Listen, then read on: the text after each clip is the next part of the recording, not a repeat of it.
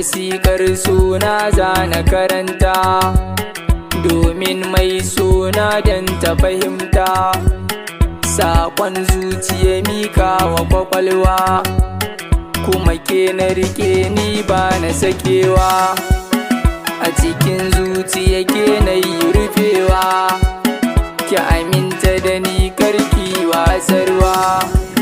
ki rufe ni a ranki kiyo sayani ki saka ni a zuciya karki cire ni